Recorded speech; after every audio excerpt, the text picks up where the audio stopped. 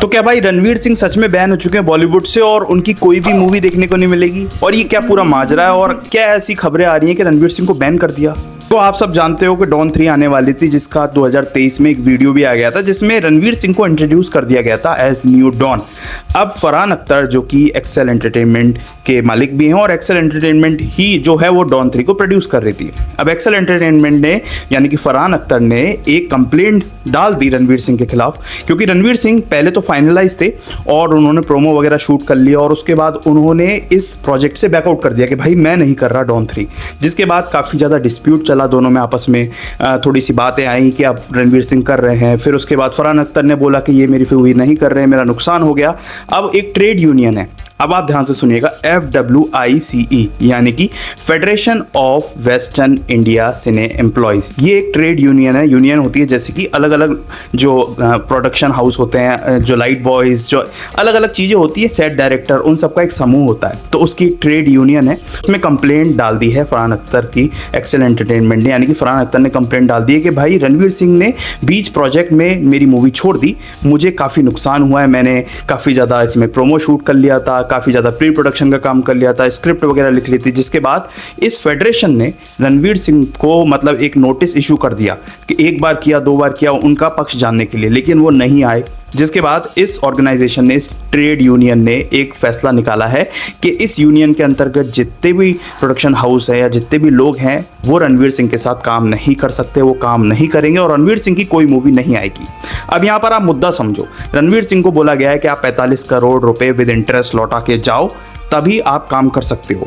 इसका मतलब ये नहीं है कि रणवीर सिंह कभी भी काम नहीं कर सकते। देखो, जो भी इस यूनियन के अंतर्गत आता है और जितने भी प्रोडक्शन हाउस है, डायरेक्टर हैं, प्रोडक्शन सेट डायरेक्टर्स हैं, वो सब मिलके एक यूनियन बनाते हैं।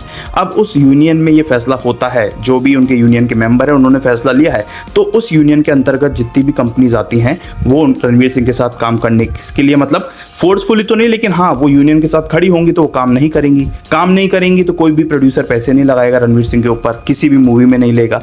लेकिन हाँ, जो इस यूनियन में नहीं है वो काम कर सकता है, जैसे कि साउथ की इंडस्ट्री हो गई या फिर नोएडा में अभी इंडस्ट्री बन रही थी, कई सारी ऐसी चीज़ें हैं, कई सारे पेज फंस गए हैं। लेकिन अब रणवीर सिंह के पास क्या उपाय है? वो देखो, या तो 45 करोड़ रुपए लौटा दे और ये जो गवर्नमेंट ऑर्गेनाइजेशन नहीं है, या फिर वो लीगली कोर्ट में जा सकते हैं इस फैसले के खिलाफ। कोर्ट के साथ साथ वो अलग अलग जुडिशरी के जो हायर कोर्ट्स हैं उसमें ये फैसला रखकर अपना मतलब इस फैसले को चैलेंज कर सकते हैं, क्योंकि ये नॉन गवर्नमेंट ऑर्गेनाइजेशन है, एक यूनियन है। तो यूनियन के अंदर के जितने भी लोग हैं उन सब ने मिलकर इकट्ठा फैसला लिया है कि भाई हम तो काम नहीं करने वाले, तो 45 करोड़ रुपए दो या काम करो।